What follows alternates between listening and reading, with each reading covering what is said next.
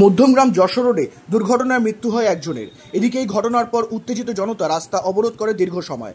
তাদের দাবি, পুলিশ প্রশাসন এমন বেপরোয়া গাড়ি চালানোর বিরুদ্ধে কোনো একটা পদক্ষেপ নিক, তা না হলে তারা অবরোধ থেকে পিছু হটবেন না। এদিকে এই ঘটনাকে কেন্দ্র করে এলাকায় উত্তেজনা ছড়ায়। ঘটনাটি ঘটে সোমবার ভোর 4:20 নাগাদ কাজী নজরুল ইসলাম সরণিতে। অভিযোগ, একটি 4 চাকা গাড়ি এবং তার পিছনেই একটি বাইকে দুজন ছিল। সেই বাইকটি নজরুল ইসলাম সরণিতে রাস্তা পার হওয়ার সময় দ্রুত গতিতে আসা পিকআপ ভ্যান সজোরে ধাক্কা মারলে ঘটনাস্থলেই একজনের মৃত্যু হয়, আর একজন আশঙ্কাজনক অবস্থায় চিকিৎসাধীন অবস্থায় স্থানীয় এক বেসরকারি হাসপাতালে ভর্তি। পিকআপ ভ্যানটি মাছের গাড়ি ছিল বলে জানা গেছে। ওই পিকআপ ভ্যানটিও উল্টে যায়। গাড়িতে থাকা চালক ও খালাসি ঘটনার পরই পালিয়ে যায়। প্রায় 2.5-3 ঘন্টা অতিক্রম করে গেল, অবরোধ থেকে পিছু হাঁটে না স্থানীয়রা। রাস্তায় বাড়ির মহিলারাও নেমে পড়ে। ঘটনাস্থলে আসে বারাসাত এসডিপিও বিদ্যাগার আজি কারণ সহ মধ্যমগ্রাম থানার ভারপ্রাপ্ত আধিকারিক ও বিশাল পুলিশ বাহিনী। পুলিশকে ঘিরে বিক্ষোভ দেখায় স্থানীয়রা। এলাকাবাসীর দাবি, সেই সময় অর্থাৎ দুর্ঘটনার সময় ঘটনাস্থলে পুলিশ সহ সিভিক থাকা সত্ত্বেও কিভাবে ওই ঘাতক পিকআপ ভ্যানের চালক পালিয়ে গেল, এই নিয়েও প্রশ্ন উঠছে। পুলিশের বিরুদ্ধে টাকা তোলার অভিযোগ এবং গাড়ির চালককে পালিয়ে যেতে সহযোগিতা করে বলে অভিযোগ জানায় উত্তেজিত জনতারা। এলাকায় থাকা পুলিশ কিয়স্ক ভাঙচুর চালায় উত্তেজিত জনতা। স্থানীয় সূত্রে জানা যায়, মৃত ব্যক্তির নাম এসকে কাশিদ, বয়স 25 বছর। আশঙ্কাজনক অবস্থায় জিয়ারুল রহমান চিকিৎসাধীন। অবশেষে পুলিশের আশ্বাসের অবরোধ উঠলেও এলাকায় চাঞ্চল্য ছড়ায়। অবরোধকারী রোহিত আলী জানান, একটা বিয়ে বাড়ি থেকে ফিরছিলাম আমরা, ঠিক আছে। ও ফিরছিল, ও রোড ক্রসিং করার জন্য এখানটাই দাঁড়িয়ে ছিল।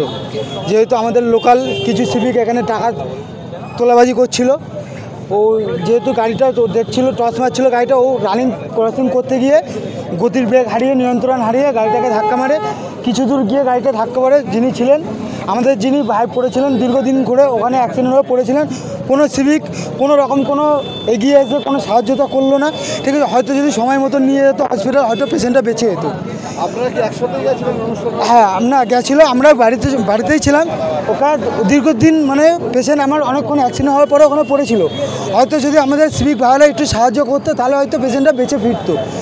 দীর্ঘদিন পেশেন্ট ওখানে পড়েছিল অ্যাক্সিডেন্ট হওয়ার পরেও, ঠিক আছে। আমরা আসার পরে আমরা যখন সহযোগিতা চাইছি ওনাদের কাছে, ওনারা কোনো রকমভাবে আমাদের কোনো সহযোগিতা করেনি এবং অ্যাম্বুলেন্স এসছে, অ্যাম্বুলেন্সকেও তারা পাঠিয়ে দিয়েছে, ঠিক আছে। যারা আমাদের যে গাড়িটা এসে অ্যাক্সিডেন্ট করেছে, যে গাড়িটা মেরেছে, সেই ড্রাইভার প্লাস খালাসি পলাতক, ঠিক আছে, তাদেরকে কোনো রকম অ্যারেস্ট করা হয়নি।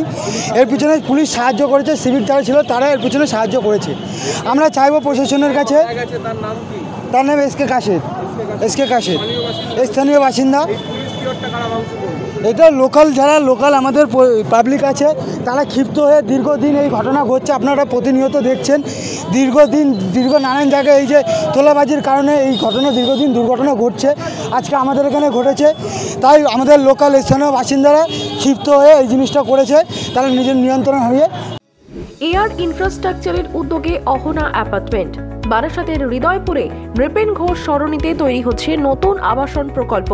থাকছে একগুচ্ছ বিশেষ সুবিধা, লিফট থেকে শুরু করে ডিপ টিউবওয়েল, এছাড়াও থাকছে সাউন্ড প্রুফ জেনারেটর এবং কার পার্কিং এর সুবিধাও। এখানে 2 এবং 3 BHK ফ্ল্যাট রয়েছে। এছাড়াও থাকছে আরও একগুচ্ছ বিশেষ সুবিধা।